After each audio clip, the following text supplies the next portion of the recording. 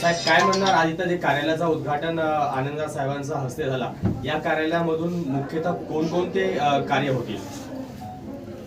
खरं म्हणजे रिपब्लिकन सेना म्हणजे खऱ्या अर्थाने ही एक आंबेडकरी चळवळ आहे आणि आंबेडकरी चळवळ म्हणजे सर्व गोरगरिबांचं, शेतकरी, कामकरी, कष्टकरी, मुस्लिम, दलित, आदिवासी सर्वांची दखल घेणारी ही रिपब्लिकन सेना आहे.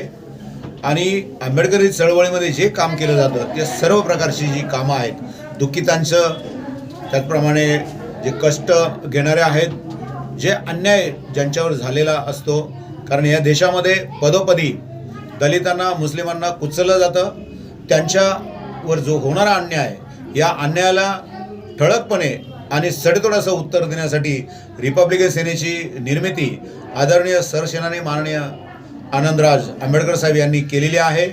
आणि त्या जोमाने तरुणांना जास्तीत जास्त याच्यामध्ये इन्व्हॉल्व घेण्यासाठी प्रयत्न झालेला आहे. आपण पाहिलं या ठिकाणी की समता सैनिक दल स्वतः उपस्थित होतं आणि स्वतःची सुरक्षा ही स्वतः करण्यासाठी ही रिपब्लिकन सेना केव्हाही सज्ज आहे.